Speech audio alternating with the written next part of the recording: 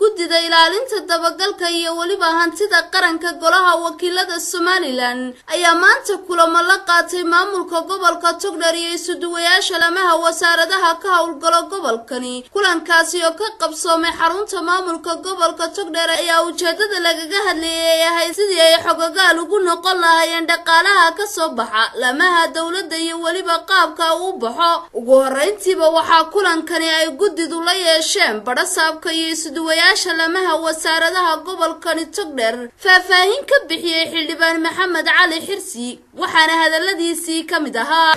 guddida maanta ka fadhida waa guddida ilaalinta iyo hantida qaranka dabagalka hantida qaranka.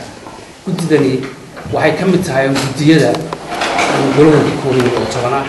waxaana u xil saaran tahay in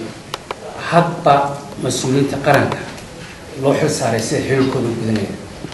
ujeedada ugu weyn ee maanta aan halkan u nimi waa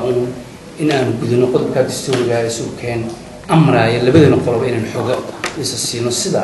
ay u socoto geedi socodkan dawladeed ee aynu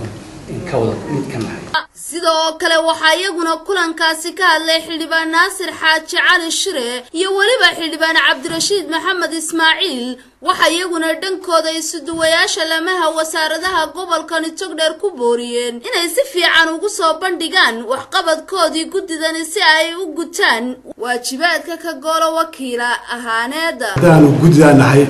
in aanu isuduwayaasha iyo gobolka ka wareysano siday wixii ay miisaan ay leeyihiin si ay u kharash gareeyaan iyo miisaanada soo socota maanta imika golaha hortaala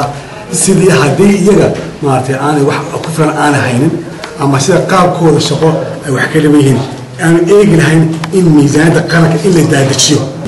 oo markaa isuduwayaashu ay noqdaan kuwa wasaaradaha ka wakiilkaayeen iyo dadka u adeegi lahaayeen in si ay ahayd inay ugu adeegaan soo bilaabo sidoo maamulku daadajin lahaa iyo sidoo dadgelin lahaa waa shaqo ee qaranka waya. ugu dambeyntiina waxaa faahfaahin dheeraad ah siiyay barasaabka gobolka Togdheer Maxamed Muuse Diiriye kaasoo ku dheeraaday waxqabadka iyo wada shaqeeyaan mas'uuliyiinta iyo waliba lamaha wasaaradaha gobolkani Togdheer waxaana uu yiri sida tan shalay baan ka soo horeeyay kormeer guud oo aanu baxnay aniga isuduwayaasha gobolka iyo hay'adaha international iyo kuwa local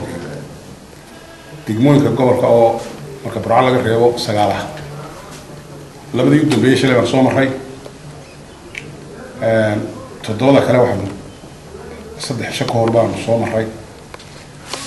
waa lagu nabad qabay kuwa roobana barwaaqoha. dhinaca kalena guddida ilaalinta iyo dabagalka hantida qaranka golaha wakiilada Somaliland ayaa kulan noocaasi oo kala isla maanta la yeeshay xildhibaanada golaha deegaanka degmada Burco si ay wax uga weydiiyaan dhaqaalaha ka soo gala dawladda hoose degmada Burco iyo waliba halka ay marto. Barwaaqo Aadan Maxmed.